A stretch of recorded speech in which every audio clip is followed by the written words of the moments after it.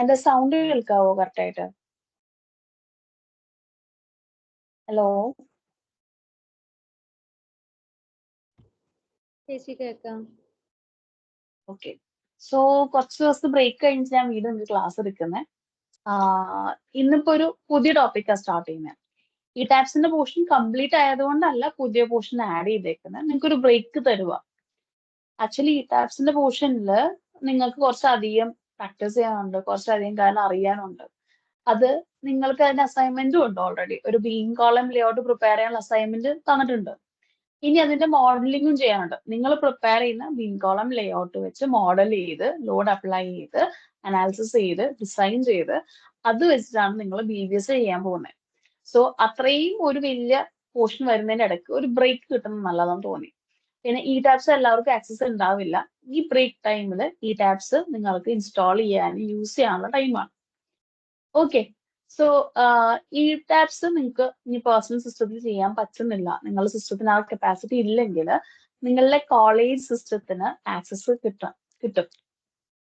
അതിന് നിങ്ങൾ ചെയ്യേണ്ട ഒരു കാര്യമുള്ളൂ, എൻ്റെ അടുത്ത് പറയുക. നിങ്ങൾക്ക് പേഴ്സണലി സിസ്റ്റം ഇല്ല, നിങ്ങൾക്ക് അതിന് ആക്സസ് വേണമെങ്കിൽ എൻ്റെ അടുത്ത് റിക്വസ്റ്റ് ചെയ്താൽ എനിക്ക് നിങ്ങളുടെ ടീച്ചറുടെ അടുത്ത് പറഞ്ഞ് അതിനുള്ള ഫെസിലിറ്റി റെഡിയാക്കി തരാൻ പറ്റും. പിന്നെ മുന്നേ പഴയ ബാച്ച് ആയിട്ടുള്ള എക്സ്പീരിയൻസ് വെച്ചിട്ട് നിങ്ങളുടെ ലാബ് ഫുൾ ടൈം അവൈലബിൾ ആണ്. നിങ്ങൾക്ക് അങ്ങനെ ഒരു യൂസ് ഉണ്ട്, ആവശ്യമുണ്ടെന്ന് നിങ്ങൾ റിക്വസ്റ്റ് കൊടുത്താൽ നിങ്ങളുടെ സ്റ്റുഡന്റ് കോർഡിനേറ്റർ അല്ലെങ്കിൽ ടീച്ചർ കോർഡിനേറ്റർ ഒരു മടിയും കൂടാതെ അതിനുള്ള ഫെസിലിറ്റി ഒരുക്കി തരുന്നതായിരിക്കും. ഇതെനിക്ക് നിങ്ങൾ ടീച്ചേഴ്സ് തന്നെ തന്ന കൺഫർമേഷൻ ആണ്. സോ ഈ ഇയറിലും ഈ ബാച്ചിലും ഞാൻ അത് എക്സ്പെക്ട് ചെയ്യുന്നുണ്ട് നിങ്ങളുടെ കോളേജ് സൈഡിൽ നിന്ന്. അപ്പോൾ ഇൻ കേസ് ആർക്കെങ്കിലും പേഴ്സണൽ സിസ്റ്റത്തിൽ ആ സോഫ്റ്റ്വെയർ ഇൻസ്റ്റാൾ ചെയ്യാനോ അല്ലെങ്കിൽ യൂസ് ചെയ്യാനോ പറ്റുന്നില്ലെങ്കിൽ നിങ്ങൾ ഇൻഫോം ചെയ്യേണ്ടതാണ്. എന്നെയോ നിങ്ങളുടെ ടീച്ചർ കോർഡിനേറ്റർ ഇൻഫോം ചെയ്യേണ്ടതാണ്. ഓക്കെ. എല്ലാ കോളേജസിലും ഇപ്പൊ പ്രത്യേകിച്ച് BTech ആൻഡ് MTech ഉള്ള കോളേജസിലും ഈ ടാപ്സ് ഉണ്ടാവും, അതിനുള്ള ലൈസൻസ് ഉണ്ടാവും. ഇതൊരു ലൈസൻസ് റിക്വയർഡ് സോഫ്റ്റ്വെയർ ആണ്. ഞങ്ങളുടെ സോഫ്റ്റ്വെയർസ് എല്ലാം നിങ്ങൾക്ക് ഫ്രീ ഓഫ് കോസ്റ്റ് യൂസ് ചെയ്യാൻ തരുന്നതാണ്. സെയിം തന്നെ ഈ ടാപ്സും ഒരു പെയ്ഡ് സോഫ്റ്റ്വെയർ ആണ്. അത് യൂസ് ചെയ്യാൻ അത്യാവശ്യം എക്സ്പെൻസ് ഉണ്ട്. അപ്പോൾ അതുകൊണ്ട് തന്നെ കോളേജസ് ഇത് ഓൾറെഡി എൻ്റെ കുറച്ച് ലൈസൻസ് കീപ്പ് ചെയ്യുന്നുണ്ടാവും സ്റ്റുഡൻസ് പ്രാക്ടീസ് ചെയ്യാൻ വേണ്ടി. നിങ്ങൾ അതിന്റെ ബെസ്റ്റ് യൂസ് ചെയ്യുക. ഓക്കെ. അപ്പൊ ആ ഒരു ഫെസിലിറ്റിയിലേക്ക് നിങ്ങൾ എത്താനും നിങ്ങൾക്ക് അതിനുള്ള ഗ്യാപ്പ് കിട്ടാൻ വേണ്ടിയിട്ടാണ് ഈ ഒരു ബ്രേക്ക് തരുന്നത്. ഫുള്ളി ബ്രേക്ക് അല്ല, ഇതിന്റെ ഇടയ്ക്ക് നിങ്ങൾക്ക് എക്സാംസ് ഉണ്ട്, ബാക്കി കാര്യങ്ങളുണ്ട്. സോ നിങ്ങളാണ് നിങ്ങളുടെ ഷെഡ്യൂൾ പ്ലാൻ ചെയ്തിട്ട് ഇതിനിടയിൽ ആഡ് ചെയ്യേണ്ടത്. അത്രയും ഇമ്പോർട്ടന്റ് ആയിട്ടുള്ള കാര്യം ആയതുകൊണ്ടാണ് പറയുന്നത്. വീണ്ടും ഈ ടാപ്സിൽ ആക്സസ് എടുക്കാൻ നോക്കുക, എന്നാലേ ഫോർവേഡ് ഉള്ള അസൈൻമെന്റ്സ് നിങ്ങൾക്ക് ചെയ്യാൻ പറ്റുള്ളൂ. പഴയ ബാച്ചിന് ഞങ്ങളൊരു അസൈൻമെന്റ് ഫയൽ അങ്ങോട്ട് കൊടുത്തിട്ട് അതാണ് അവർ സ്കാൻ ചെയ്ത് തരുന്നത്. ഈ പ്രാവശ്യം ബാച്ചിന് അങ്ങനെയൊന്നും ഉണ്ടാവില്ല. BBS ചെയ്യണം എന്ന് ആഗ്രഹമുള്ളവര് അത് ബേസ് ലേഔട്ട് പ്രിപ്പയർ ചെയ്ത് മോഡൽ ചെയ്ത് ഡിസൈൻ ചെയ്ത് എന്നിട്ട് ആ ഔട്ട്പുട്ട് വെച്ചിട്ട് ആഡ്സ്ട്രോയിൽ നിന്ന് അതിന്റെ ഡീറ്റെയിലിംഗ് പ്രിപ്പയർ ചെയ്ത് ആ ഡീറ്റെയിലിംഗിലായിരിക്കും BBS ചെയ്യുക. ഇനി ഈ ടാബ്സിലെ താല്പര്യമില്ല, BBS മാത്രമാണ് എൻ്റെ ഏരിയ, അതിന് മാത്രമായിട്ട് അസൈൻമെന്റ് ആയിട്ട് ചെയ്യണം എന്നുള്ളവര് ഒരു സ്പെഷ്യൽ റിക്വസ്റ്റ് എൻ്റെ മെയിൽ ID അയക്കാം. എൻ്റെ മെയിൽ ID ഓൾറെഡി ഗ്രൂപ്പിൽ ഷെയർഡ് ആണ്, bindu@astro.com ആണ്. സോ നിങ്ങൾ അങ്ങനെ സ്പെഷ്യൽ റിക്വസ്റ്റ് ചെയ്യുകയാണെങ്കിൽ നിങ്ങൾക്ക് മാത്രമായിട്ട് സെപ്പറേറ്റ് ഒരു ഫയൽ അയച്ചു തരും. അത് വെച്ചിട്ട് നിങ്ങൾ BBS പ്രിപ്പയർ ചെയ്താൽ മതിയാവും. അല്ലാത്ത സ്ഥിതിക്ക് ഫുൾ സർട്ടിഫിക്കറ്റ് വേണം എന്നുള്ള എല്ലാവരും ഈ പ്രൊസീജിയർ, അതായത് മോഡൽ ചെയ്ത് ഡിസൈൻ ചെയ്ത് തന്നെ BBS ചെയ്യേണ്ടി വരും. ഓക്കെ. സോ ഇത്രയാണ് ഒരു ഗ്യാപ്പ് കിട്ടിയപ്പോൾ നിങ്ങൾക്ക് അപ്ഡേറ്റ് ചെയ്യാനുള്ള കാര്യങ്ങൾ ഞാൻ പറഞ്ഞത്. ഇനി ഇന്നത്തെ ടോപ്പിക് എന്ന് പറയുന്നത് എസ്റ്റിമേഷൻ ആണ്. ഞാനൊരു ഇത്തിരി എക്സ്ട്രാ ടൈം ഇന്ന് എടുക്കും, കാര്യം അതിന്റെ ഒരു ബേസിക്സ് ഇന്ന് റിഫ്രഷ് ചെയ്യാൻ വേണ്ടിയിട്ടാണ്. ഞാൻ ഇതിന്റെ ഒരു ബേസിക്സിന്റെ ക്ലാസ് നിങ്ങൾക്ക് ഓൾറെഡി എടുത്തിരുന്നു, പക്ഷെ ഇൻ ഡെപ്ത് പോയി എടുത്തോന്ന് എനിക്ക് ഒരു ഓർമ്മ കിട്ടുന്നില്ല. സെയിം തന്നെ നിങ്ങൾക്ക് എടുത്ത് എനിക്ക് ഓർമ്മയില്ലെങ്കിൽ കേട്ടാൽ നിങ്ങൾക്കും ഉറപ്പായിട്ട് ഓർമ്മയുണ്ടാവില്ല. അതുകൊണ്ട് റിഫ്രഷ് ചെയ്യാന്നാണ് ഉദ്ദേശിച്ചേക്കുന്നത്. നിങ്ങൾ ഫസ്റ്റ് റിഫ്രഷ് ചെയ്ത് ഈ ലൈനിലേക്ക് കൊണ്ടുവന്നിട്ട് നാളെ തൊട്ട് ഇതിന്റെ കണ്ടിന്യൂഷൻ ക്ലാസ്സസ് ഉണ്ടാവും, ഞാൻ തന്നെയായിരിക്കും എടുക്കുന്നത്. ഓക്കെ. സോ ഇന്നത്തെ ക്ലാസ്സിന്റെ ടോപ്പിക് എസ്റ്റിമേഷൻ ആണ്. എസ്റ്റിമേഷൻ ഇമ്പോർട്ടന്റ് ആണോ എന്ന് ചോദിച്ചാൽ ഇമ്പോർട്ടന്റ് ആണ്. നമ്മൾക്ക് സ്ട്രക്ചർ ഡിസൈൻ, ജിയോ ടെക്നിക്കൽ എന്നൊക്കെ പറയുന്ന പോലെ എസ്റ്റിമേഷൻ തന്നെ അതിൽ ക്വാണ്ടിറ്റി സർവേയിങ്ങും സെപ്പറേറ്റ് ഒരു ബ്രാഞ്ച് ആയിട്ട് കൺസിഡർ ചെയ്ത് മിക്ക കമ്പനീസും അതിലേക്ക് ഒരു ഫുൾ ഡിപ്പാർട്ട്മെന്റ് തന്നെ ക്രിയേറ്റ് ചെയ്ത് കീപ്പ് ചെയ്യാറുണ്ട്. വലിയ വലിയ ഫേംസിൽ, അതായത് നമ്മളുടെ കൺസ്ട്രക്ഷൻ ഫേംസിൽ പോലും അതിനുവേണ്ടി സ്പെഷ്യൽ ഒരു ഡിപ്പാർട്ട്മെന്റ് വരെയും കീപ്പ് ചെയ്യാറുണ്ട്. 1-2 പേര് അതിൽ ഫുള്ളി ഇൻവോൾവും ആയിരിക്കും. കാര്യം അത്രയും ഇമ്പോർട്ടൻസും അതുപോലെ തന്നെ സ്കോപ്പ് ഉള്ള ഒരു ഏരിയ ആണ് എസ്റ്റിമേഷൻ എന്ന് പറയുന്നത്. ഇനി ട്രഡീഷണൽ മെത്തേഡ് ഓഫ് എസ്റ്റിമേഷൻ എന്ന് പറയുന്നത് നിങ്ങൾ ഓൾറെഡി പഠിക്കുന്ന കാര്യമാണ്. അതായത് നമ്മൾ മാനുവലി കാൽക്കുലേറ്റ് ചെയ്യുക, അതിന്റെ വാല്യൂസ് ഇടുക, എന്നിട്ട് എടുക്കുന്നതാണ്. യൂഷ്വലി നമ്മൾ പണ്ടൊക്കെ അത് എഴുതിയാണ് കൂട്ടുന്നത്, ഇപ്പൊ എക്സൽ ചെയ്യുന്നു. ആ വ്യത്യാസം മാത്രമേ ഉള്ളൂ. നമ്മൾ അതിന് കുറച്ച് വ്യത്യാസമായിട്ട് സോഫ്റ്റ്വെയർ വെച്ചിട്ടായിരിക്കും ചെയ്യുന്നത്. അത് എന്തുകൊണ്ടായിരിക്കും? നമ്മൾ എന്തിനാ സോഫ്റ്റ്വെയർ ഡിപ്പെൻഡ് ചെയ്യുന്നത്? കാര്യങ്ങൾ സ്പീഡാക്കാൻ, അതുപോലെ കുറച്ചും കൂടെയൊക്കെ ആക്യുറസി ലെവൽ കൂട്ടാൻ, എററിന്റെ ലെവൽ കുറയ്ക്കാൻ. സെയിം തന്നെയാണ് നമുക്ക് ഇവിടെയും ആപ്ലിക്കേഷൻ വരുന്നത്. എസ്റ്റിമേഷൻ നമ്മൾ എസ്റ്റിമാക്സ് വെച്ചിട്ടാണ് ചെയ്യുന്നത്. ആ സോഫ്റ്റ്വെയറിന്റെ പേരാണല്ലോ എസ്റ്റിമാക്സ് എന്നുള്ളത്. ആ സോഫ്റ്റ്വെയർ യൂസ് ചെയ്തിട്ടാണ് ചെയ്യുന്നത്. ഒന്ന്, ഫാസ്റ്റ് ആയിട്ട് നമുക്ക് ഡെലിവർ ചെയ്യാൻ വേണ്ടിയിട്ട്. 2, എറർ കുറയ്ക്കാനും നമുക്ക് കൂടുതൽ ആക്യുറസി കിട്ടാനും വേണ്ടിയിട്ടാണ്. ഇനി എസ്റ്റിമാക്സ് വർക്ക് ചെയ്യുന്നത് എങ്ങനെയാന്ന് ചോദിച്ചാല് സിമ്പിൾ ആയിട്ട് പറഞ്ഞുതരാം. ഒരു ഓട്ടോക്യാഡ് ഫയല് നിങ്ങൾ പ്ലാനും ബാക്കി സെക്ഷൻസ് എലവേഷനും ഒക്കെ വെച്ചിട്ട് ഈ കോർപ്പറേഷനിൽ നിന്ന് പെർമിറ്റ് എടുക്കാൻ വേണ്ടി പ്രിപ്പയർ ചെയ്യുന്ന പ്ലാൻ ഇല്ലേ, സെയിം പ്ലാൻ തന്നെ കുറച്ച് ഫോർമാറ്റിംഗ് ചെയ്തിട്ട് സ്കാൻ ചെയ്യും. സ്കാൻ ചെയ്യാന്ന് പറയുമ്പോൾ നമ്മൾ ഓട്ടോക്യാഡിൽ സെലക്ട് ചെയ്യത്തില്ലേ, കുറച്ച് ഒബ്ജക്ട്സ് സെലക്ട് ചെയ്യാൻ വേണ്ടി ഡ്രാഗ് സെലക്ട് ചെയ്യില്ലേ, അതേ മെത്തേഡിൽ സ്കാൻ ചെയ്തെടുക്കും. സ്കാൻ ചെയ്ത് കഴിയുമ്പോൾ അതിൽ നിന്നുള്ള ക്വാണ്ടിറ്റീസ് എസ്റ്റിമാക്സ് കാൽക്കുലേറ്റ് ചെയ്തിട്ട് അതിൽ നിന്ന് ഒരു എക്സൽ ഫയൽ അല്ലെങ്കിൽ ഒരു എക്സൽ റിപ്പോർട്ട് പ്രിപ്പയർ ചെയ്യും. അതാണ് ഫോർമാറ്റ്. ഈ എക്സൽ റിപ്പോർട്ട് നമുക്ക് ക്ലയന്റ് ഡയറക്റ്റ് ഷെയർ ചെയ്യാം, PDF ആക്കി അയക്കാം, അതൊക്കെ നമ്മളുടെ താല്പര്യം. സോ ഫുൾ പ്രൊസീജിയർ എന്ന് പറയുന്നത് ഇത്രേ ഉള്ളൂ. ഓട്ടോക്യാഡ് ഫയൽ പ്രിപ്പയർ ചെയ്തിട്ടുണ്ടാവും, അതിന്ന് കുറച്ച് ഫോർമാറ്റിംഗ് ചെയ്തിട്ട് സ്കാൻ ചെയ്ത് നമ്മൾക്കുള്ള റിപ്പോർട്ട് എടുക്കുവാണ്. സെയിം തന്നെ നമ്മൾ ചെയ്യുന്നത് എന്താ, ഓട്ടോക്യാഡിൽ നിന്ന് ലെങ്തും ബ്രെത്തും വിഡ്ത്തും ഒക്കെ മെഷർ ചെയ്തെടുത്തിട്ട് കൈകൊണ്ട് കാൽക്കുലേറ്റ് ചെയ്യോ എക്സലിൽ ഇട്ട് കൊടുക്കുകയൊക്കെ ചെയ്തിട്ട് എടുക്കുന്ന സെയിം പ്രൊസീജിയർ. ഇനി എസ്റ്റിമാക്സിന് ഇത് എങ്ങനെയാണ് പെട്ടെന്ന് ഒരു ഡ്രോയിങ് നിന്ന് വായിച്ചെടുക്കാൻ പറ്റുന്നതെന്ന് ചോദിച്ചാൽ അത് AI ആണെന്ന് പറയാം. AI-യുടെ ഇൻഫ്ലുവൻസ് ആണെന്നിരിക്കാം. നമ്മൾ കാണുന്ന ഇപ്പോഴത്തെ ഗ്രാഫിക് AI അല്ല, ആക്ച്വലി മാത്തമാറ്റിക്കൽ പോയിന്റ് ഓഫ് വ്യൂവിൽ വർക്ക് ചെയ്യുന്ന AI ആണ്. സോ അതിൻ്റെ അകത്ത് കുറെ ഇക്വേഷൻസ് ക്രിയേറ്റഡ് ആണ്. ആ ഇക്വേഷൻസ് നമുക്ക് എഡിറ്റ് ചെയ്യാം. സോ ഇതൊരു ഫ്ലെക്സിബിൾ സിസ്റ്റം ആണ്. നിങ്ങൾക്ക് കാൽക്കുലേറ്റ് ചെയ്യേണ്ട ക്വാണ്ടിറ്റിയുടെ ഇക്വേഷൻ നിങ്ങളാണ് ഡിസൈഡ് ചെയ്യുന്നത്. എന്ത് ക്വാണ്ടിറ്റി വേണോ, എന്ത് ഐറ്റത്തിന്റെ ആണോ നിങ്ങൾ ക്വാണ്ടിറ്റി കണ്ടുപിടിക്കുന്നത്, അതിന്റെ ഇക്വേഷൻ നിങ്ങളാണ് ഡിസൈഡ് ചെയ്യുന്നത്. നിങ്ങൾക്ക് എല്ലാത്തിനും ഇപ്പൊ ഓരോ സാധനത്തിനും പോയി ഇക്വേഷൻ എഴുതാൻ നിന്ന് കഴിഞ്ഞാൽ നമ്മൾ ഈ പറയുന്ന സ്പീഡിൽ നമുക്ക് എസ്റ്റിമേഷൻ കഴിയത്തില്ല. അപ്പൊ പകരം എന്താ ചെയ്യുക, നമ്മൾ അതിന്റെ ഒരു പാറ്റേൺ ഉണ്ടാക്കി വെക്കും. ഒരു എന്താ പറയാ, നമ്മള് സ്റ്റെൻസിൽ യൂസ് ചെയ്യുന്ന എന്താ, ഒരു എളുപ്പം വേഗം എഴുതാൻ വേണ്ടിയിട്ടാണ്. അത് നമുക്ക് കൈകൊണ്ട് എഴുതാൻ പറ്റുന്നില്ല എന്നല്ല, പക്ഷെ നമുക്ക് ഒരു പാറ്റേൺ സെറ്റ് ചെയ്ത് വെക്കുകയാണ്. ഇങ്ങനെ എഴുതി വൃത്തിക്ക് എല്ലാ ഡയമെൻഷൻസും കറക്റ്റ് ആയിട്ട് നിങ്ങൾക്ക് എഴുതാം. ആ ഒരു ഫുൾ പ്രിന്റഡ് ഫോമിൽ കിട്ടുന്നുള്ള പോലെ നമ്മളൊരു ടെംപ്ലേറ്റ് ഉണ്ടാക്കുവാണ്. ആ ഫോർമാറ്റിലായിരിക്കും നമ്മളെല്ലാം സ്കാൻ ചെയ്യുക. സോ ആ ഒരു സിമിലർ കുറെ പ്രൊജക്ട്സ് ഉണ്ടെങ്കിൽ ആ പ്രൊജക്ട്സിനെല്ലാം ഇതേ ഒരു ഫോർമാറ്റിൽ തന്നെ നമുക്ക് എസ്റ്റിമേറ്റ് ചെയ്ത് വാല്യൂസ് എടുക്കാം എന്ന രീതിയിൽ നമ്മൾ ടെംപ്ലേറ്റ്സ് ക്രിയേറ്റ് ചെയ്ത് വെക്കും. എന്നിട്ട് ടെംപ്ലേറ്റ്സ് യൂസ് ചെയ്തിട്ടാണ് നമ്മൾ വർക്ക് ചെയ്യുന്നത്. സോ ഓരോ തവണയും പോയിട്ട് എക്സൽ ഉണ്ടാക്കി എക്സലിന് വാല്യൂ ഇട്ട് കൊടുത്ത് അങ്ങനെ എസ്റ്റിമേറ്റ് ചെയ്യുന്നതിന് പകരം നമ്മൾ എന്തെങ്കിലും പ്രീ പ്ലാൻ ചെയ്തൊരു എക്സൽ ഉണ്ടാക്കി വെക്കത്തില്ലേ, സെയിം തന്നെ എസ്റ്റിമാക്സിന്റെ അകത്ത് കുറെ ഇൻബിൽഡ് ടെംപ്ലേറ്റ്സ് ഉണ്ടാക്കി വെക്കും. ഓരോ ടെംപ്ലേറ്റിലും വ്യത്യാസമായിട്ട് വരുന്നത് ചിലപ്പോൾ ഇക്വേഷൻ ആയിരിക്കും, കാൽക്കുലേറ്റ് ചെയ്ത് വരുന്ന ക്വാണ്ടിറ്റിയുടെ ഇക്വേഷൻ ആയിരിക്കും. ചിലപ്പോൾ ടെംപ്ലേറ്റിൽ മാറി വരുന്നത് അതിന്റെ അകത്ത് റേറ്റ് അനാലിസിസ് ആയിരിക്കും. ഓക്കെ, ഇത്രയും നിങ്ങൾ മനസ്സിലാക്കിയിരിക്കുക. അതിന് ബേസ് നമ്മൾ ടെംപ്ലേറ്റ് എടുക്കുന്നു, സ്കാൻ ചെയ്യുന്നു, റിപ്പോർട്ട് എടുക്കുന്നു, അത് വെച്ചിട്ട് ക്ലയന്റിന് കൊടുക്കുന്നു. ഇതാണ് സിമ്പിൾ ആയിട്ടുള്ള ഈ പ്രൊസീജിയർ. ഇനി ഇതിലൊക്കെ മുന്നേ എസ്റ്റിമേഷന്റെ ബേസിക്സ് നിങ്ങൾ അറിഞ്ഞിരിക്കണം. ഓക്കെ, എസ്റ്റിമേഷൻ എന്ന് പറയുമ്പോഴത്തേക്കും അതിൻ്റെ അകത്ത് മെയിൻ ആയിട്ട് 2 കാര്യങ്ങളാണ് വരുന്നത്. ഞാനൊരു PPT ഉണ്ടാക്കി വെച്ചിട്ടുണ്ട്. ആദ്യം ബോറടിപ്പിക്കുന്ന PPT നല്ല ചെറുതായിരുന്നു, അതൊന്ന് കണ്ടേക്കാം നമുക്ക്. ഇത് ഈ PPT ഞാൻ വർഷങ്ങളായിട്ട് ഉണ്ടാക്കി വെച്ചേക്കുന്നതാണ്. ഇതിൽ വലിയ വ്യത്യാസം ഇതുവരെയൊക്കെ എനിക്ക് വരുത്തേണ്ടി വന്നിട്ടില്ല. കാര്യം കോൺസെപ്റ്റ് എന്നും സെയിം ആ, കാര്യങ്ങൾ മാറുന്നു എന്നല്ലാതെ കോൺസെപ്റ്റ് വലിയ വ്യത്യാസമൊന്നും ഒരിക്കലും ഉണ്ടാവാറില്ല. സ്ക്രീൻ കാണാവോ നിങ്ങൾക്ക്? സ്ക്രീൻ ക്ലിയർ ആയിട്ട് കാണാവോ? എന്റെ PPT കാണാവോ? Okay. So estimation and rate analysis. ഇതിനകത്ത് വേരിയസ് ക്വാണ്ടിറ്റീസ് കണ്ടുപിടിക്കാനും ആ ഒരു പ്രൊജക്റ്റിൽ വരുന്ന എക്സ്പെൻസ് എത്രയാണെന്ന് കാൽക്കുലേറ്റ് ചെയ്യാനൊക്കെയാണ് നമ്മൾ മെയിൻലി എസ്റ്റിമേഷൻ ചെയ്യാം. എസ്റ്റിമേഷൻ പല സ്റ്റേജിലും ചെയ്യും. പ്രൊജക്ട് തുടങ്ങുന്നതിന് മുന്നേ ആ പ്രൊജക്റ്റിന് എത്ര ബഡ്ജറ്റ് വരും എന്ന് കണ്ടുപിടിക്കാൻ വേണ്ടിയിട്ട്. കാര്യം എല്ലാ ക്ലയൻസും റിച്ച് ആവണം എന്നില്ല. നമ്മുടെ അടുത്ത് ഇപ്പോൾ ആയുഷ്കാലം മൊത്തം സമ്പാദിച്ചു വെച്ചിട്ട് ഒരു വീട് പണിയാൻ ആഗ്രഹിച്ചു വരുന്നവരും വരും. എന്നാൽ ഇതും കൂടി ഒരു അസറ്റായിട്ട് ഇരുന്നോട്ടെ, ഇതൊരു ഇൻവെസ്റ്റ്മെന്റ് ആയിട്ട് കണ്ടിട്ട് അതിൽ പൈസ ഇൻവെസ്റ്റ് ചെയ്യാൻ വരുന്ന ആൾക്കാരും വരും. ഈ രണ്ട് കാറ്റഗറി ആൾക്കാരും ക്ലയൻസ് തന്നെയാണ്. ഇതിൽ എല്ലാവരുടെയും റെഡി ക്യാഷ് ഉണ്ടാവണം എന്ന് നിർബന്ധമില്ല.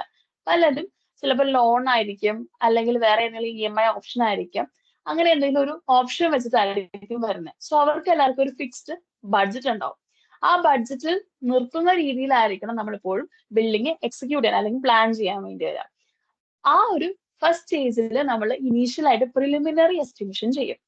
അത് കഴിഞ്ഞ് പ്രൊജക്റ്റ് ഒന്ന് എല്ലാം ഫൈനലായി, ഇതൊക്കെയാണ് മെറ്റീരിയൽസ്, ഇതാണ് എന്റെ ബിൽഡിങ്, ഇത്ര റൂംസ് വേണം എന്നെല്ലാം ഫൈനലായി പെർമിറ്റ് എടുത്ത് നമ്മൾ ആ വർക്ക് സ്റ്റാർട്ട് ചെയ്ത് കഴിയുമ്പോഴത്തേക്കും ഓരോ സ്റ്റേജിലും എന്തോരം മെറ്റീരിയൽ കൺസ്യൂം ആയി, എന്തോരം വർക്ക് നടന്നു എന്നൊരു രീതിയിൽ പ്ലാനിങ്ങും എസ്റ്റിമേഷനും പിന്നെ നമ്മൾ അപ്ഡേറ്റ് ചെയ്യും. അങ്ങനെ ഓരോ സ്റ്റേജസിലും നമ്മൾ എസ്റ്റിമേഷൻ അപ്ഡേറ്റ് ചെയ്ത് ഫൈനൽ പ്രൊജക്റ്റ് കഴിയുമ്പോൾ നമ്മൾ ആദ്യം എടുത്ത എസ്റ്റിമേഷനും ലാസ്റ്റ് വന്നേക്കുന്ന ആക്ച്വൽ കൺസെപ്ഷനും കമ്പയർ ചെയ്യും, എന്തോരം വ്യത്യാസം വന്നു എന്നുള്ളത്. യൂഷ്വലി ഈ വ്യത്യാസം സംഭവിക്കുക ഇപ്പൊ പ്രൊജക്റ്റ് അനന്തമായി നീണ്ടുപോവുക, 1 വർഷം 2 വർഷം അങ്ങനെ നീണ്ടു പോകുമ്പോഴാണ് അത്യാവശ്യം നല്ല വേരിയേഷൻ വരുന്നത്. അതല്ലെങ്കിൽ അൺഎക്സ്പെക്ടഡ് ആയിട്ടുള്ള പ്രൈസ് ഹൈക്ക്. ഇപ്പൊ എക്സാമ്പിള് യുദ്ധം നടക്കുക. യുദ്ധം നടക്കുവാണ്, അവിടെ ആ ഒരു കൺട്രിയിലാണ് നമ്മളുടെ സ്റ്റീലിന്റെ മെയിൻ മാനുഫാക്ചറിങ് യൂണിറ്റ് വരുന്നതെന്ന് വിചാരിക്കുക. എക്സ്പോർട്ട് കുറയും, ഒബ്വിയസ്ലി സ്കാസിറ്റി വരുമ്പോഴത്തേക്കും സ്റ്റീലിന്റെ പ്രൈസ് ഹൈക്ക് ചെയ്യും. സെയിം തന്നെ റോ മെറ്റീരിയൽസ് ഉണ്ടാകുന്ന ക്വാറിയിൽ സമരം വന്നു. അപ്പോ എന്താ വെച്ചാ റോ മെറ്റീരിയൽസ്, അതായത് ഇപ്പൊ നമുക്ക് വേണമെങ്കിൽ അഗ്രിഗേറ്റ്സിന് അസ്യൂം ചെയ്യാം. ക്വാറി ഫുൾ ബ്ലോക്ക് ചെയ്തേക്കുവാണ്, അഗ്രിഗേറ്റ്സ് കിട്ടാനില്ല. അപ്പൊ എന്ത് വെച്ചും നാച്ചുറലി അവിടെ എല്ലാ അഗ്രിഗേറ്റ്സിന്റെ റേറ്റ് കൂടും. ഇങ്ങനെ കുറെ ഫാക്ടേഴ്സ് കാരണം പ്രൈസ് ഫ്ലക്ച്വേറ്റിംഗ് ആവാം. മെയിൻ ആയിട്ട് ഇതിൽ നമുക്ക് പ്രൊജക്ടിന്റെ പ്ലാനിങ് ആണ് ഇൻഫാക്ട് എഫക്റ്റിലേക്ക് വരേണ്ടത്. അതായത് ഇങ്ങനത്തെ കാര്യങ്ങൾ ചിലത് പ്രഡിക്ട് ചെയ്യാൻ പറ്റും, ചിലത് ഒട്ടും പ്രഡിക്ട് ചെയ്യാൻ പറ്റില്ല. സോ പ്രഡിക്ട് ചെയ്ത് അഡ്ജസ്റ്റ് ചെയ്യുക എന്നതാണ് ബഡ്ജറ്റ് വൈസ് ആയിട്ട് യൂസ് ചെയ്യുക എന്നുള്ളത്. ഇതിനെല്ലാം ബേസ് ആയിട്ട് വരുന്നത് ഈ ബഡ്ജറ്റ് എത്രയാണെന്ന് അറിയണം. ബഡ്ജറ്റിൽ നമ്മളുടെ ബിൽഡിങ്ങിന് എന്തോരം കോസ്റ്റ് ആണ് ഇൻക്വയർ ആവുന്നത് എന്നുള്ളത് കറക്റ്റ് അറിയണം. സോ ബഡ്ജറ്റ് ഇപ്പോ ഒരു കോടി ആണെങ്കിൽ 1 കോടി രൂപയ്ക്ക് നമ്മൾ പ്ലാൻ ചെയ്ത് വെക്കത്തില്ല. കാര്യം നമ്മളൊരു 90 lakhs പ്ലാൻ ചെയ്തുള്ളൂ.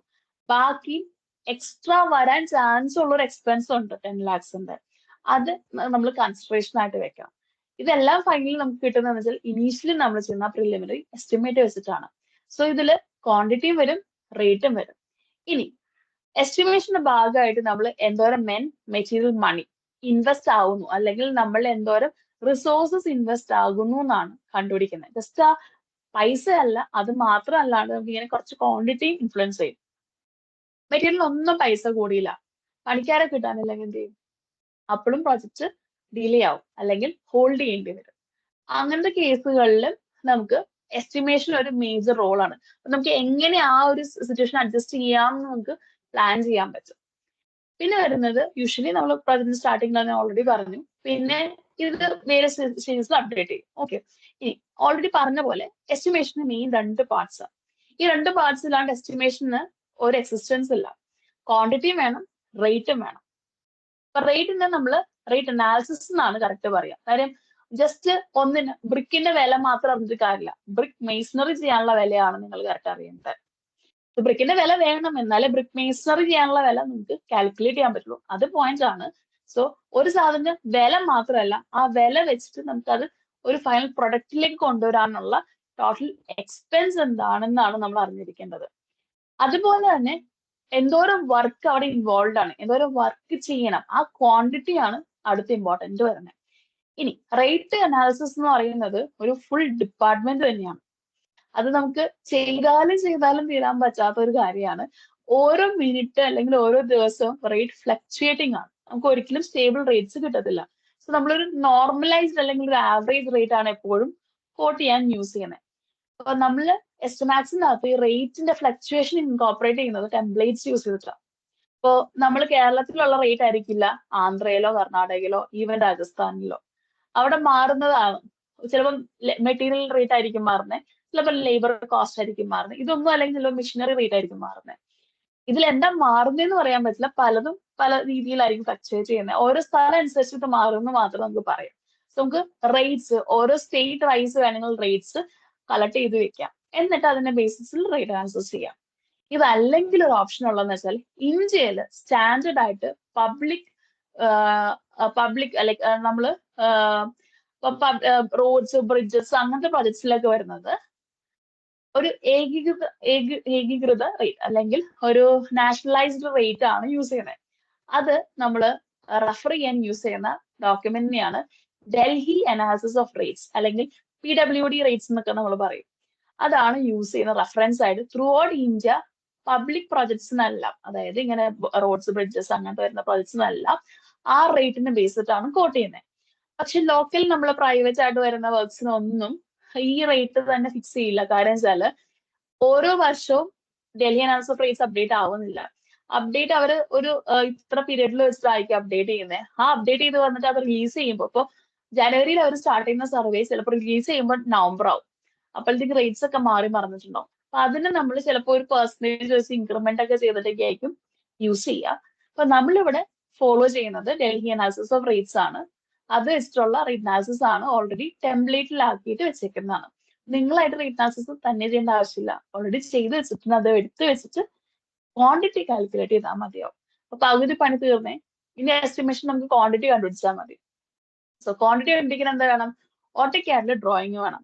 കാര്യം ഓട്ടോക്യാഡിൽ വേണം എന്ന് പറയുന്നത് വെച്ചാൽ ഇമേജ് അല്ലെങ്കിൽ ഒരു PDF ആണെങ്കിൽ അതിൽ നിന്ന് ലെങ്ത് നിങ്ങൾ എടുത്ത് കാൽക്കുലേറ്ററിലിട്ട് വാല്യൂ കണ്ടുപിടിച്ച് അതിനുശേഷം എടുക്കാൻ പറ്റുള്ളൂ.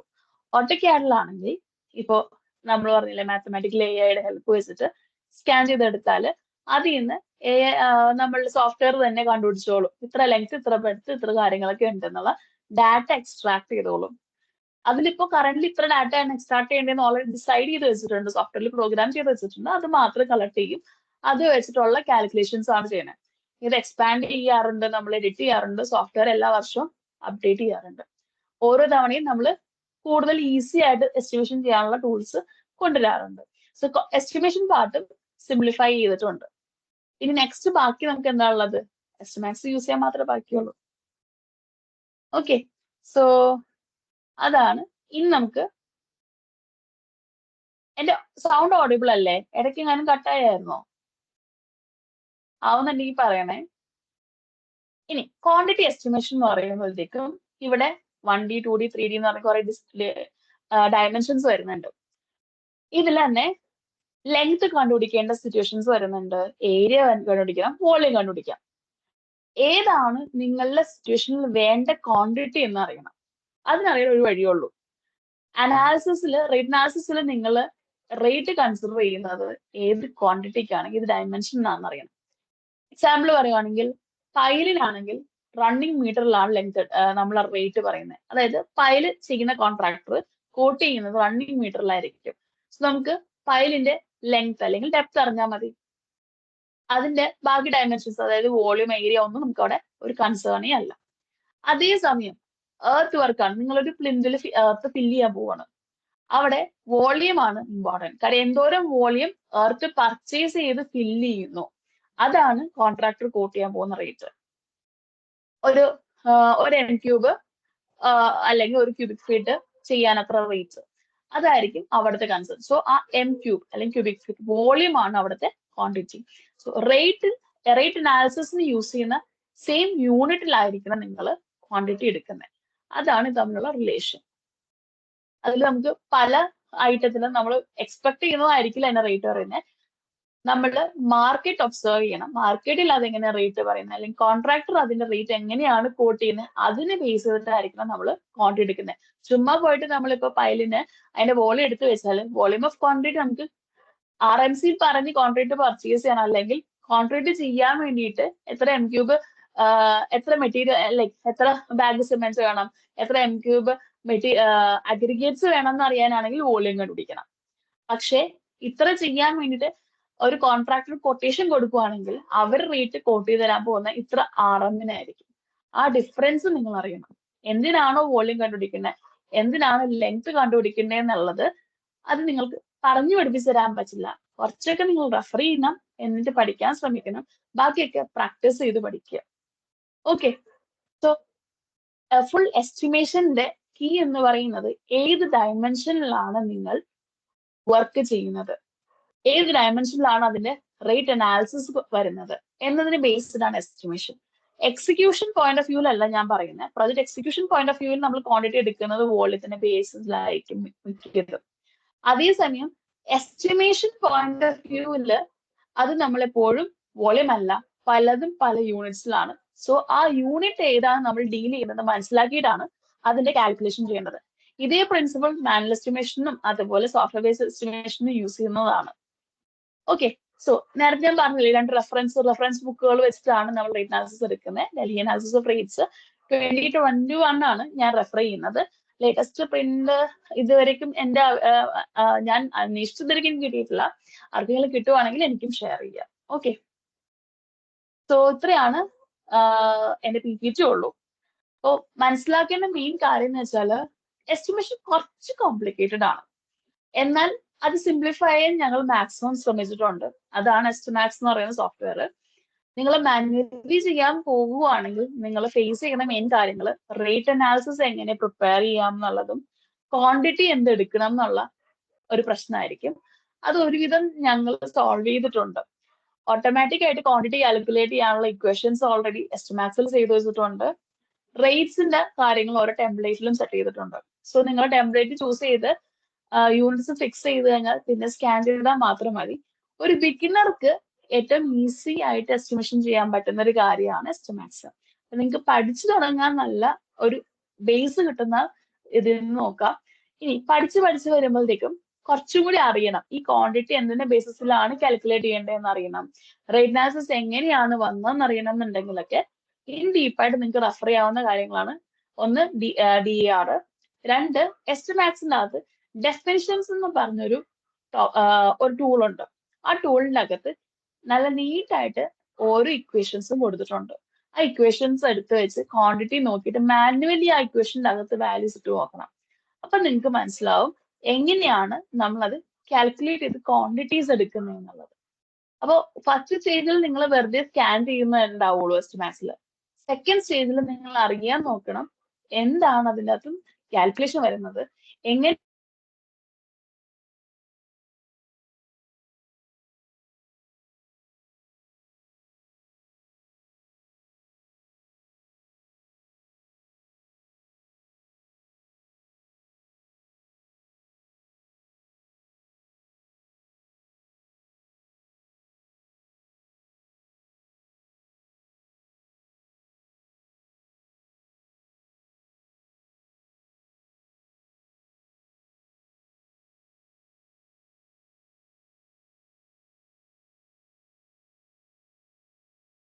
ഹലോ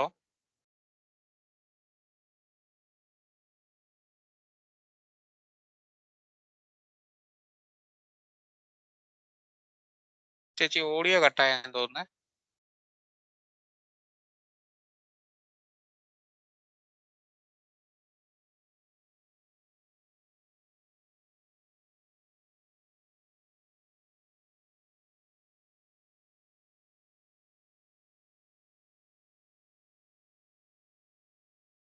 ഹലോ ഇപ്പൊ കേൾക്കാം ചേച്ചി. ഹലോ ഹലോ ഇപ്പൊ കേൾക്കാം. ഒത്തിരി നേരമായിട്ട് കട്ടായിട്ടുണ്ടായിരുന്നോ? ഒരു മിനിറ്റോളം. ഓക്കെ, സോ ഒന്നും കൂടി ഞാൻ ഈ ഒരു മിനിറ്റ് പറഞ്ഞ കാര്യം ഒന്ന് റിപ്പീറ്റ് ചെയ്യാം. ബോറടിക്കും, എന്നാലും ഒന്നും കൂടി കേട്ടോ.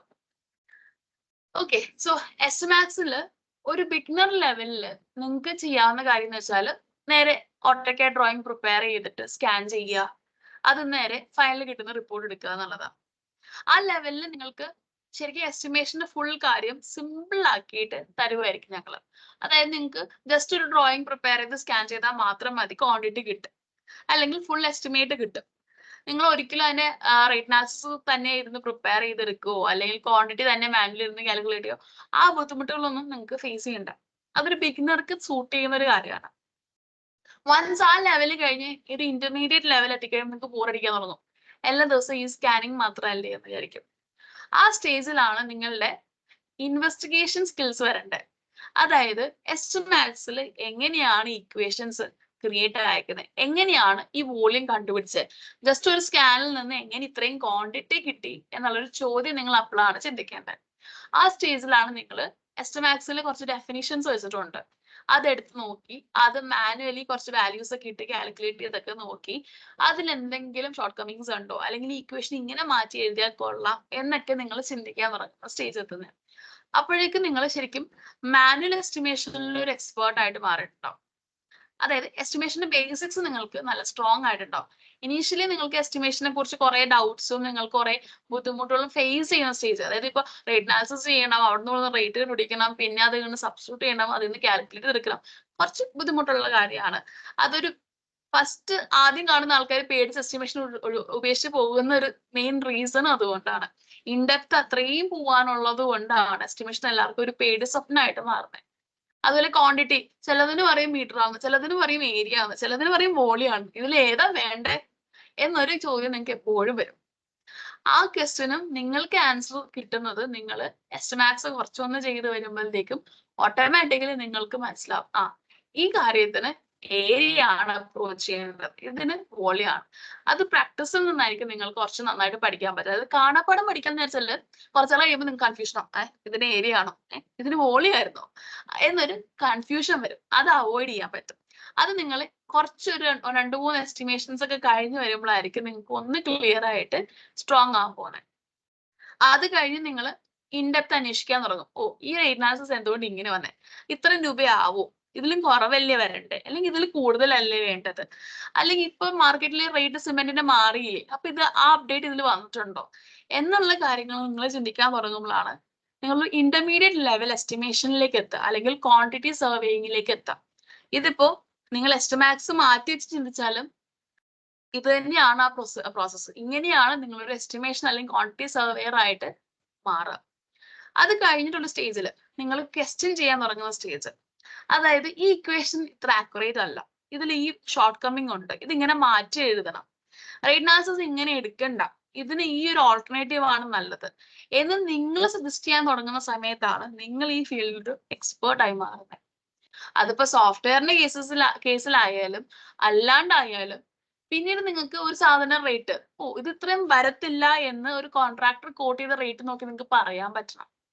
ആ സ്റ്റേജിൽ എത്തുമ്പോഴാണ് നിങ്ങൾ ഇന്റർമീഡിയറ്റ് സ്റ്റേജ് കഴിഞ്ഞു ഒരു എക്സ്പേർട്ട് ലെവലിലേക്ക് നിങ്ങൾ ആകാൻ തുടങ്ങുന്നത്. യൂഷ്വലി ഈ ട്രാൻസിഷൻ ആൾക്കാരിൽ കാണുന്നത് 10, 12, 13 കൊല്ലങ്ങളൊക്കെ എസ്റ്റിമേഷൻ ഫീൽഡിൽ നിൽക്കുമ്പോഴാണ്. കാര്യം എന്ന് വെച്ചാൽ മാനുവലി ഒരു എസ്റ്റിമേഷൻ എടുക്കാൻ ആഴ്ചകളോളം എടുക്കും. ചെറിയൊരു ബിൽഡിങ്ങിന്റെ, ഒരു വീടിന്റെ ഒക്കെ, അതൊരു അപ്പാർട്ട്മെന്റ് ആണെങ്കിൽ മാസങ്ങൾ എടുക്കും. അപ്പൊ ഈ ഒരു പ്രോഗ്രസ് ആ ഒരു സ്പീഡിൽ നോക്കുവാണെങ്കിൽ നിങ്ങൾ 10 കൊല്ലം എടുക്കുന്നതിൽ യാതൊരു അത്ഭുതമില്ലെന്നേ പറയുള്ളൂ. കാര്യം എല്ലാ കമ്പനികൾക്കും എല്ലാ കാലത്തും ഇത്രയും പ്രൊജക്ട്സ് ഉണ്ടാവണം എന്നില്ല നിങ്ങൾക്ക് പഠിക്കാൻ വേണ്ടി. നിങ്ങൾ കൂടെ ടീമിൽ എല്ലാവർക്കും ഡിവൈഡ് ആയി പോകും. പ്രൊജക്ട്സിൽ നിങ്ങൾക്ക് അത്രയും എക്സ്പോഷർ കിട്ടത്തില്ല. പയ്യെ ആയിരിക്കും നിങ്ങൾക്ക് അതിലേക്ക് ഒരു ചാൻസ് കിട്ടുക. പയ്യെ എന്ന് പറയുമ്പോൾ ആ പയ്യെ ആണ് ഈ 10 കൊല്ലം എന്ന് പറയുന്നത്. നിങ്ങൾ മാർക്കറ്റ് റേറ്റ്സ് പഠിച്ച് അതിനെക്കുറിച്ച് ഇൻഫർമേഷൻ ഒക്കെ ഗ്യാദർ ചെയ്ത് അത് മനസ്സിലാക്കി വരാനുള്ള ടൈമും, അതുപോലെ നിങ്ങളുടെ ഒപ്പമുള്ള കോമ്പറ്റീറ്റേഴ്സിന്റെ കൂടെയുള്ള കോമ്പറ്റീഷനും പ്രൊജക്ട്സിന്റെ അഭാവവും ഇതെല്ലാം വന്നു കഴിയുമ്പോൾ ഈ ടൈം എടുക്കും. ഇതെല്ലാം നമ്മൾ ബൈപ്പാസ് ചെയ്ത് ഒരു 3-4 മാസം കൊണ്ട് നിങ്ങൾ എക്സ്പേർട്ട് ആക്കാൻ പറ്റുമെങ്കിൽ അത് എസ്റ്റിമാറ്റ്സിനെ പറ്റത്തുള്ളൂ. കാരണം ആ സ്പീഡ് നിങ്ങൾക്ക് ഗ്യാരണ്ടി ചെയ്യാൻ പറ്റും. ഒരു മാസം ഒരു 30 പ്രൊജക്ട് യാതൊരു ബുദ്ധിമുട്ടും ഇല്ലാണ്ട് നമുക്ക് എസ്റ്റിമേറ്റ് ചെയ്ത് കൊടുക്കാൻ പറ്റുന്നുണ്ടെങ്കിൽ ഉറപ്പായിട്ടും ഒരു 3 മാസം കൊണ്ട് നിങ്ങൾ 90 പ്രൊജക്ട്സ് ചെയ്തിട്ടുണ്ടാവും. അപ്പൊ തന്നെ നിങ്ങൾക്ക് ഒരു 3 കൊല്ലത്തെ എക്സ്പീരിയൻസ് ആയി എസ്റ്റിമേഷൻ സൈഡിൽ. ആ ഒരു സ്പീഡ് അച്ചീവ് ചെയ്യാൻ നിങ്ങൾക്ക് സോഫ്റ്റ്വെയർസ് ഹെൽപ്പ് ചെയ്യും. എസ്റ്റിമാറ്റ്സ് അല്ലാണ്ടും കുറച്ച് സോഫ്റ്റ്വെയർസ് അവൈലബിൾ ആണെന്ന് ഞാൻ കേട്ടേക്കുന്നത്. പക്ഷെ എൻ്റെ ഒരു എക്സ്പീരിയൻസിൽ എസ്റ്റിമാറ്റ്സ് തന്നെയാണ് ഏറ്റവും ബെറ്റർ ആയിട്ട് തോന്നിയേക്കുന്നത്. കാര്യം ഓട്ടോക്യാഡിൽ നിന്ന് ഡാറ്റ എടുക്കാൻ പറ്റുന്ന, അല്ലെങ്കിൽ ഓട്ടോക്യാഡിൽ നിന്ന് കാര്യങ്ങൾ എടുത്ത് ചെയ്യാൻ പറ്റുന്ന ഒരു ലെവലിലേക്ക്, അല്ലെങ്കിൽ ഈ ഒരു സ്പീഡിലേക്ക് ഞങ്ങൾ ഇതുവരെയ്ക്കും ഒരു കോമ്പറ്റീറ്ററെ കണ്ടിട്ടില്ല. ഞാൻ 3 വർഷമായിട്ട് ഇവിടെയുണ്ട്. ഈ 3 വർഷത്തിൽ ഞാൻ ഇതുവരേക്കും ഞങ്ങളുടെ എസ്റ്റമാക്സിനെ കോമ്പീറ്റ് ചെയ്യാൻ പറ്റുന്ന ഒരു സോഫ്റ്റ്വെയർ കണ്ടിട്ടില്ല. ഇനി ഉണ്ടെങ്കിൽ നമുക്കത് ഇനി എൻകൗണ്ടർ ചെയ്യാൻ കിടക്കുന്നേ ഉള്ളൂ. സോ നിങ്ങൾ എസ്റ്റമാക്സ് പഠിക്കുമ്പോൾ നിങ്ങൾ മനസ്സിലാക്കേണ്ട ഒരു കാര്യവും നിങ്ങൾ ഫോക്കസ് ചെയ്യേണ്ട കാര്യവും ജസ്റ്റ് ഒരു ഡ്രോയിങ് ഉണ്ടാക്കി സ്കാൻ ചെയ്യുന്നത് മാത്രമല്ല എസ്റ്റിമേഷൻ. അതിന്റെ അപ്പുറത്തേക്ക് ആ ക്വാണ്ടിറ്റി സ്കാൻ ചെയ്തെടുക്കുമ്പോൾ അതിൽ നിന്ന് എന്തൊക്കെ ഡാറ്റ എടുത്താണ് കാൽക്കുലേഷൻ നടക്കുന്നത്, ആ റേറ്റ് അനാലിസിസിൽ ഏതൊക്കെ റേറ്റ്സ് ആണ് കൺസിഡർ ചെയ്തേക്കുന്നത്, എന്തൊക്കെ മെറ്റീരിയൽ റിസോഴ്സസ് ഇൻവോൾവ് ആണെന്ന് നിങ്ങൾ മനസ്സിലാക്കാൻ തുടങ്ങുമ്പോഴാണ് നിങ്ങൾ എസ്റ്റിമേഷൻ അല്ലെങ്കിൽ ക്വാണ്ടിറ്റി സർവേയിങ് പഠിക്കുന്നത്. അതിപ്പോ ഞാൻ പഠിപ്പിക്കുന്നതായാലും നിങ്ങൾ തന്നെ പഠിക്കുന്നതായാലും ഈ ഒരു കാര്യം നിങ്ങൾക്ക് മനസ്സിലാകുന്നവരേക്കും നിങ്ങൾ എസ്റ്റിമേഷനിൽ ഒന്നും ആയിട്ടുണ്ടാവില്ല. ബിഗിനർ ലെവലിൽ തന്നെയായിരിക്കും കിടക്കുന്നത്. ഇത് നിങ്ങൾ മനസ്സിലാക്കിക്കൊണ്ടാണ് പഠിക്കേണ്ടത് എസ്റ്റിമേഷൻ. എസ്റ്റിമാക്സ് ഒറ്റയടിക്ക് കാണുമ്പോൾ ഇത് വേണ്ട, ഇതെനിക്ക് പറ്റാത്ത പണിയാണ് തോന്നിപ്പോവും. പക്ഷെ ഇതിലും പറ്റാത്ത പണിയാണ് ഇത് മാനുവലി ചെയ്യുക എന്നുള്ളത്. അത് സിംപ്ലിഫൈ ചെയ്യാൻ എസ്റ്റിമാക്സിന് പറ്റുവാണെങ്കിൽ കുറച്ച് സമയം നിങ്ങൾ സ്പെൻഡ് ചെയ്യണം. ആദ്യത്തെ എസ്റ്റിമേഷനിൽ ആർക്കും ഒന്നും പെർഫെക്റ്റ് ചെയ്യാൻ പറ്റത്തില്ല. കറക്ഷൻസ് ഉണ്ടാവും, കുറെ തെറ്റ് വരും, നല്ലതായിട്ട് സമയം എടുക്കും. പക്ഷെ നിങ്ങൾ എന്തോരം ചെയ്യാൻ നോക്കുന്നു അത്രയും നിങ്ങൾക്ക് എക്സ്പീരിയൻസ് ആവും. ഈ ട്രെയിനിങ് പീരീഡിൽ നിങ്ങൾക്ക് ഒന്നിൽ കൂടുതൽ ചെയ്യാൻ പറ്റുമോ എന്ന് എനിക്ക് അറിയത്തില്ല. നിങ്ങൾ സമയം കണ്ടെത്തി നിങ്ങൾ വർക്ക് ചെയ്യുവാണെങ്കിൽ നല്ല കാര്യം. നിങ്ങളുടെ കൂട്ടത്തിൽ എസ്റ്റിമേഷൻ വർക്ക് ചെയ്യണം, അതായത് വർക്ക് ചെയ്ത് ഏൺ ചെയ്യണം താല്പര്യമുള്ളവർക്ക് എന്നെ കോണ്ടാക്ട് ചെയ്യാം. ഞങ്ങൾക്ക് എൻ്റെ പ്രൊജക്ട്സ് നിങ്ങൾക്ക് പ്രാക്ടീസ് ചെയ്യാൻ തരാൻ പറ്റും. 1-2 പ്രൊജക്ട്സ് ചെയ്ത് നിങ്ങൾ ആ ലെവലിൽ ഓക്കെ ആണെന്ന് കണ്ടു കഴിഞ്ഞാൽ നിങ്ങൾക്ക് പേയ്മെന്റും കിട്ടും. അത് ഞാൻ ഗ്യാരണ്ടി തരാം. നിങ്ങളുടെ സീനിയേഴ്സിൽ നിന്ന് കുറച്ച് പേരെ ഞങ്ങൾ അങ്ങനെ എടുത്ത് അവർക്ക് വർക്ക് ചെയ്യാനുള്ള ഓപ്പർച്യൂണിറ്റി കൊടുത്തിരുന്നു. പക്ഷെ പ്രൊജക്റ്റും തിരക്ക് അങ്ങനെ ഇങ്ങനെയെന്ന് വന്നിട്ട് അവർക്ക് അത് കംപ്ലീറ്റ് ചെയ്യാൻ പറ്റിയില്ല എന്ന് എനിക്ക് തോന്നുന്നത്. സ്റ്റിൽ അങ്ങനെ ഒരു ഓപ്ഷനും ഓപ്പർച്യൂണിറ്റിയും അവൈലബിൾ ആണ് കേട്ടോ. അപ്പോൾ എസ്റ്റമാക്സ് സീരിയസ് ആയിട്ട് പഠിക്കാൻ താല്പര്യമുള്ളവർക്ക് സീരിയസ് ആയിട്ട് തന്നെ പഠിക്കാം. അത് എല്ലാ സോഫ്റ്റ്വെയർസിന്റെ കേസിലും ലൈക്ക് അറ്റ് എൻഡ് നിങ്ങൾക്ക് ഇതൊരു ജോബ് ഓപ്പർച്യൂണിറ്റി കൂടിയാണ്. അതും മനസ്സിലാക്കി വെച്ചിട്ട് വേണം നിങ്ങൾ എല്ലാ ക്ലാസ്സും അറ്റൻഡ് ചെയ്യാൻ. ഇപ്പോൾ സ്ട്രക്ചറിന്റെ ക്ലാസ്സസ് ആയാലും PM-ന്റെ ക്ലാസ്സസ് ആയാലും ജിയോടെക്കിന്റെ ക്ലാസ്സസ് ആയാലും നിങ്ങളുടെ ഏരിയ ഓഫ് എക്സ്പീരിയൻസ് അല്ലെങ്കിൽ നിങ്ങളുടെ ഏരിയ ഓഫ് നിങ്ങൾക്ക് ഇഷ്ടമുള്ള ഏരിയ ഏതാണോ അതിൽ നിങ്ങൾ ഫോക്കസ് ചെയ്ത് മാക്സിമം പഠിക്കാൻ നോക്കുക. അത് നിങ്ങളെ ഭാവിയിൽ ഉറപ്പായിട്ടും ഹെൽപ്പ് ചെയ്യും. എനിക്കൊരു നെഗറ്റീവ് ഫീഡ്ബാക്ക് ഇതുവരെയ്ക്കും ഒരിടത്തുനിന്നും കിട്ടിയിട്ടില്ല. കാരണം വെച്ചാൽ അത്രയും സിൻസിയർ ആയിട്ട് വർക്ക് ചെയ്ത ആൾക്കാർക്ക് അതിന്റെ എല്ലാ ഗുണങ്ങളും കിട്ടിയിട്ടുണ്ട്. ഓക്കെ, സോ ഇന്നിപ്പോ എസ്റ്റിമേഷന്റെ കുറച്ചും കൂടിയൊക്കെ എടുക്കാമെന്ന് ഞാൻ വിചാരിക്കുന്നത്. ആർക്കെങ്കിലും എതിർപ്പുണ്ടോ? നമുക്ക് ഈ ക്ലാസ് ഇവിടെ ഡിസ്കണ്ടിന്യൂ ചെയ്യണമെന്ന് തോന്നുന്നുണ്ടോ? ഉണ്ടെങ്കിൽ നിങ്ങൾക്ക് പറയാൻ ഒരു 2-3 മിനിറ്റ് ടൈം തരാം. അതിനുശേഷം ഞാൻ കണ്ടിന്യൂ ചെയ്യും. എന്നിട്ട് നമുക്കൊരു 9:45 വൈൻഡപ്പ് ചെയ്യാം. ഓക്കെ, സോ കുറെ കഥകളാണ് ഞാൻ പറഞ്ഞത്. ഇതിൽ കുറെ കാര്യങ്ങളും ഉണ്ട്. നിങ്ങളുടെ ഫ്രണ്ട്സ് ആരെങ്കിലും ഈ ക്ലാസ് മിസ് ചെയ്തിട്ടുണ്ടെങ്കിൽ അവരോട് കേൾക്കാൻ പറയാം. ഇതൊരു ചാൻസ് ആണ്. ഒരു ചേച്ചി നിങ്ങൾക്ക് പറഞ്ഞു തരുന്ന ഫീൽഡിൽ കേട്ടാൽ മതി. ഞാൻ ഒരിക്കലും നിങ്ങളുടെ ടീച്ചർ അല്ല, അത് നിങ്ങൾ മനസ്സിലാക്കുക. ഞാൻ പഠിപ്പിക്കുവാണെങ്കിൽ അത് നിങ്ങളുടെ ഒരു ഫ്രണ്ട് എന്നുള്ള രീതിയിൽ അല്ലെങ്കിൽ ഒരു സീനിയർ എന്ന രീതിയിൽ മാത്രമേ ആയിരിക്കും. നിങ്ങൾക്ക് എനിക്ക് മിസ്റ്റേക്സ് ഉണ്ടാവാം, എൻ്റെ കയ്യിൽ നിന്ന് നിങ്ങൾക്കും നിങ്ങളുടെ കയ്യിൽ നിന്ന് എനിക്കും പഠിക്കുക എന്നൊരു ഓപ്പർച്യൂണിറ്റി മാത്രമായിട്ട് ഞാൻ കാണുന്നത്. അത് വെച്ചിട്ട് നിങ്ങളുടെ ബെസ്റ്റ് നിങ്ങളും ചെയ്യാൻ നോക്കുക. ഓക്കെ, എനിക്ക് നിങ്ങളെ കമാൻഡ് ചെയ്യാനോ നിങ്ങളെ പിടിച്ചിരുത്തി പഠിപ്പിക്കാനോ യാതൊരു താല്പര്യമില്ല. ഞാൻ ഈ ഒരു ഏരിയയിൽ പ്രൊഫഷണൽ ആണ്. എനിക്ക് എന്താ അറിയാവുന്നോ ഞാൻ നിങ്ങൾക്ക് പറഞ്ഞു തരും. നിങ്ങൾക്ക് വേണമെങ്കിൽ കേൾക്കാം, ഇല്ലെങ്കിൽ തട്ടിക്കളയാം. അത് ടോട്ടലി നിങ്ങളുടെ കയ്യിലാണ്. എത്ര പേര് ഇത് കഴിഞ്ഞൊരു 4 പേര് വന്നാലും ഒരാൾ മാത്രം കംപ്ലീറ്റ് ചെയ്താലും എനിക്കതിൽ യാതൊരു റിഗ്രറ്റ്സും ഇല്ല. കാരണം ആ ഇൻട്രസ്റ്റ് ഉള്ള ഒരാൾ മാത്രം പഠിച്ചാലും മതി എനിക്ക്. ഓക്കെ, സോ പഠിക്കാൻ ഇൻട്രസ്റ്റ് ഉള്ള ജനുവൻലി ഇതിൽ ഇൻവോൾവ് ആവാൻ താല്പര്യമുള്ള ആൾക്കാര് ഞാൻ മാക്സിമം സപ്പോർട്ട് ചെയ്യും. ഏത് പാതിരേക്കും ഒരു സംശയം ചോദിച്ചാലും ഞാൻ പറഞ്ഞു തരാൻ അവൈലബിൾ ആയിരിക്കും. ഓക്കെ, കാരണം ഞാൻ ആക്ച്വലി വർക്ക് ചെയ്യുന്നത് 9 to 5 ജോബ് അല്ല. ഞാൻ ആക്ച്വലി ഒരു മോർണിംഗ് 9 കയറി കഴിഞ്ഞാൽ നൈറ്റ് 9 ഞാൻ മിക്കവാറും ഇറങ്ങാറുള്ളൂ. എനിക്ക് അതുപോലെയാണ് വർക്ക് വരുന്നത്. ഇൻ ബിറ്റ്വീൻ ബ്രേക്സ് എടുക്കും, അതുപോലെയുള്ള കാര്യങ്ങളൊക്കെ ഉണ്ട്. എന്നാലും ഈ 9 to 9 12 hours ഞാൻ അവൈലബിൾ ആണ്. നിങ്ങൾക്ക് എന്ത് ഡൗട്ട് ഏത് സോഫ്റ്റ്വെയറിന്റെ ആയാലും ഏത് ക്ലാസ്സിന്റെ ആയാലും ചോദിക്കാം. അത് എനിക്ക് അറിയില്ലെങ്കിൽ ഉറപ്പായിട്ട് അറിയാവുന്ന ഒരാളെ കൊണ്ടുവന്ന് ഞാൻ ആ ക്ലാസ് എടുത്തു തരും. കാര്യം ഇറ്റ്സ് എക്സ്ക്ലൂസീവ് ഈ ക്ലാസ് എടുക്കുന്നത് നിങ്ങൾക്ക് ആ പ്രിവിലേജ് ഉള്ളതുകൊണ്ടാണ്. നിങ്ങൾക്ക് ഏത് ദിവസം ഏത് ടൈമും ഒരു ക്ലാസ്സിന് വേണ്ടി റിക്വസ്റ്റ് ചെയ്യാം. ഫാക്കൽറ്റി അവൈലബിൾ ആണെങ്കിൽ നിങ്ങൾക്ക് അത് അറേഞ്ച് ചെയ്ത് തരുന്ന നിങ്ങളുടെ സൗകര്യത്തിന് ക്ലാസ് എടുത്തു തരും. നിങ്ങൾക്ക് ഇപ്പോൾ ഒരു ക്ലാസ് മിസ്സായി കാണാൻ വേണ്ടിയിട്ടാണ് ഇതെല്ലാം യൂട്യൂബിൽ അപ്ലോഡ് ചെയ്ത് തരുന്നത്. അല്ലാണ്ട് ഈ യൂട്യൂബിൽ അപ്ലോഡ് ചെയ്യുന്ന വീഡിയോസ് എല്ലാം എല്ലാവരും കാണുന്നു എന്നല്ല ഞാൻ പറയുന്നത്. നിങ്ങൾക്ക് സീരിയസ് ആയി പഠിക്കണം. ഒരു അറ്റൻഡൻസ് പോയി, അത് നിങ്ങളൊരു അറ്റൻഡൻസ് റിക്വസ്റ്റ് ചെയ്തൊരു മെയിൽ അയച്ചാൽ തിരിച്ചു കിട്ടാവുന്ന അറ്റൻഡൻസേ ഉള്ളൂ. അത് ഞാൻ ഇട്ട് കൊടുക്കും. കാരണം വെച്ചാൽ ജെന്യുവിൻ ആയിട്ട് ക്ലാസ് അറ്റൻഡ് ചെയ്യുന്നുണ്ട്, നിങ്ങൾക്ക് താല്പര്യമുണ്ട് പഠിക്കാൻ, ഒരു അറ്റൻഡൻസ് ആ മിസ്സായത്, അതിനൊരു ജെന്യുവൻ റീസൺ ഉണ്ടെങ്കിൽ അറ്റൻഡൻസ് നിങ്ങൾക്ക് കിട്ടും. നിങ്ങൾക്ക് ആ ക്ലാസ് റെക്കോർഡിങ് കണ്ടിട്ട് അസൈൻമെന്റും ചെയ്യാൻ പറ്റും. പിന്നെ അസൈൻമെന്റ്സിൽ എന്താ ചെയ്യുന്ന ഒരു വിട്ടുവീഴ്ചയും പ്രതീക്ഷിക്കേണ്ട. എല്ലാ അസൈൻമെന്റ്സും ഞാൻ ചെക്ക് ചെയ്യും. എന്റെ ഏരിയ ഓഫ് എക്സ്പേർട്ടൈസ് അല്ലാത്തതെല്ലാം ഞാൻ അതേ ഏരിയയിൽ എക്സ്പേർട്സിനെ കൊണ്ട് ചെക്ക് ചെയ്യിപ്പിക്കും. അല്ലാണ്ട് ആർക്കും സർട്ടിഫിക്കറ്റ് തരത്തില്ല. അറ്റൻഡൻസും അസൈൻമെന്റും ഇല്ലാണ്ട് ഒരാൾക്കും ഞാൻ സർട്ടിഫിക്കറ്റ് തരത്തില്ല. പേഴ്സണലി ഞാൻ നോക്കിയിട്ട് തന്നെയായിരിക്കും സർട്ടിഫിക്കറ്റ്സ് ഇഷ്യൂ ചെയ്യുന്നത്. കാരണം എന്ന് വെച്ചാൽ ഞങ്ങളുടെ സോഫ്റ്റ്വെയർസിന് അല്ലെങ്കിൽ ഞങ്ങൾ കൊടുക്കുന്ന ട്രെയിനിങ്ങിന് ഒരു ബെഞ്ച് മാർക്ക് ഞങ്ങൾ വെച്ചിട്ടുണ്ട്. അത് മീറ്റ് ചെയ്യാത്ത ഒരാൾക്ക് സർട്ടിഫിക്കറ്റ് കൊടുത്താൽ സർട്ടിഫിക്കറ്റിന്റെ വാല്യൂ പോകും. നാളെ എല്ലാവരുടെയും കയ്യിൽ ഒരു ഫോട്ടോസെറ്റ് കോപ്പി ഇരിക്കുന്ന ഒരു സാധനം കൊടുക്കാനല്ല ഞാൻ ഉദ്ദേശിക്കുന്നത്. ഞങ്ങൾ ഉദ്ദേശിക്കുന്നത് ഞങ്ങളുടെ ട്രെയിനിങ് കൊണ്ട് നിങ്ങൾക്കൊരു ക്വാളിറ്റി അല്ലെങ്കിൽ ഒരു സ്കിൽ ആഡ് ആവുക എന്നതാണ്. ആ ലെവലിലേക്ക് നിങ്ങൾ എത്തിയില്ലെങ്കിൽ ഒരിക്കലും ഞങ്ങൾ അത് സർട്ടിഫൈ ചെയ്ത് തരത്തില്ല. അപ്പൊ അത് ഇപ്പോഴേ ക്ലിയർ ചെയ്തേക്കാം. നിങ്ങൾ വെറുതെ തട്ടിക്കൂട്ടി കുറെ അറ്റൻഡൻസ് ഒപ്പിച്ചാല് ഫൈനലി ഞാൻ ആ സർട്ടിഫിക്കറ്റ് തരും എന്ന് വിചാരിച്ചാല് പ്രതീക്ഷിക്കുക ചെയ്യണ്ട. ഞാൻ ആ സർട്ടിഫിക്കറ്റ് പ്രിപ്പയറും ചെയ്യത്തില്ല, സാർ അത് സൈൻ ചെയ്യത്തില്ല. കാരണം എന്താ വെച്ചാല് അങ്ങനെ കൊടുത്ത് ഞങ്ങളുടെ ട്രെയിനിങ്ങിന്റെ വാല്യൂ ഒരിക്കലും കളയത്തില്ല. അത് ക്ലിയർ ആയിട്ട് നിങ്ങൾക്ക് മനസ്സിലാവാൻ വേണ്ടിട്ട് ഇപ്പൊ പറയുന്നത്. നിങ്ങളെ സീനിയേഴ്സിനോട് ചോദിച്ചാലും അറിയാൻ പറ്റും. 50-60 പേരുടെ ക്ലാസ് ഒക്കെ ഞാൻ കണ്ടിട്ടുണ്ട്. ലാസ്റ്റ് അവസാനം ആകുമ്പോൾ 2 പേരെ ഉണ്ടാവുള്ളൂ. ആ 2 പേരിൽ ഒരാളായിരിക്കും ചിലപ്പോൾ അസൈൻമെന്റ് ചെയ്യുന്നത്. ഈ സിറ്റുവേഷൻ കണ്ടിട്ട് ഒത്തിരി സങ്കടം തോന്നിയിട്ടുണ്ടെങ്കിലും ആ ഒരാൾ ജെന്യുവൻ ആയിട്ട് ചെയ്തല്ലോ എന്നുള്ള സന്തോഷവും എനിക്ക് ഉണ്ടാവാറുണ്ട്. ഞങ്ങളുടെ കൂടെ പഠിപ്പിക്കുന്ന എല്ലാവരും പരാതി പറയാറുണ്ടോ, ഈ പിള്ളേരൊന്ന് റെസ്പോണ്ട് പോലും ചെയ്യുന്നില്ലല്ലോ, നമ്മൾ ഇത്രയും കഷ്ടപ്പെട്ട് എക്സ്ട്രാ എഫേർട്ട് എടുത്ത് വന്ന് പഠിപ്പിച്ചിട്ട് ഒന്നും മിണ്ടുന്നു പോലും ഇല്ല, ഒരു ഗുഡ് മോർണിംഗ് ഗുഡ് ഈവനിങ് പോലും നിങ്ങൾ പറയത്തില്ല എന്നുള്ളത് ഞങ്ങൾക്ക് ഫീൽ ആവാറുണ്ട്. ബട്ട് അത് ഞങ്ങൾ മൈൻഡ് ചെയ്യാത്ത കാര്യം എന്ന് വെച്ചാൽ എന്തേലും ഞങ്ങളുടെ എക്സ്പീരിയൻസ് നിങ്ങൾക്ക് പഠിക്കാൻ പറ്റിയാൽ അത് ഞങ്ങളുടെ വിൻ വിൻ സിറ്റുവേഷനാണ്. അതുകൊണ്ട് മാത്രമാണ്. ഓക്കെ, സോ ഞാൻ ഇനി ഒരു 5 മിനിറ്റ് കൊണ്ട് ബാക്കി കുറച്ച് കാര്യങ്ങൾ കവർ ചെയ്ത് വിടാം. ഇത്രയും നിങ്ങളുടെ കത്ത് കേട്ടത് കൊണ്ടാണ് ബാക്കിയും കൂടെ എടുക്കാന്ന് വിചാരിക്കുന്നത്. അപ്പൊ മുന്നിൽ ഒരു 4-5 സെഷൻ വെച്ച് നിങ്ങൾക്ക് ഡ്രാഫ്റ്റിംഗ് പറഞ്ഞു തന്നിരുന്നു.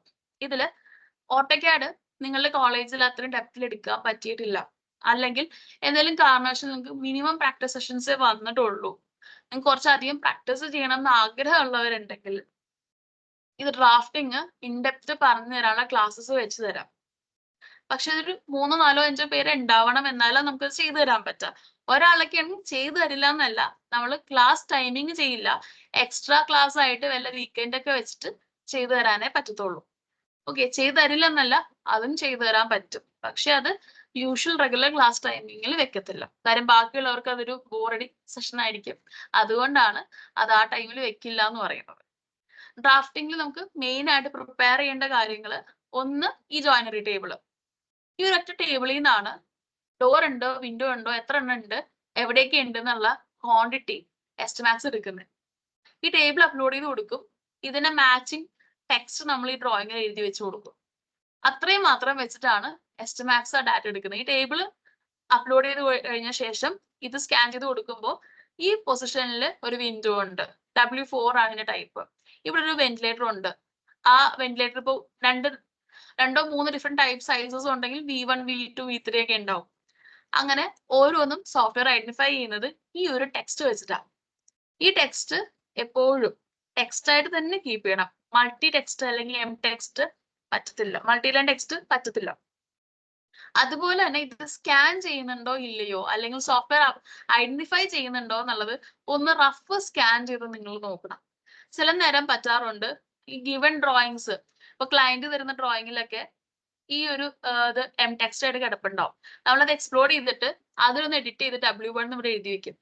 കുറച്ച് കഴിയുമ്പോൾ എന്താ പറ്റുമെന്ന് അറിയോ, അത് സ്കാൻ ചെയ്യുമ്പോൾ സ്കാൻ ആവത്തില്ല.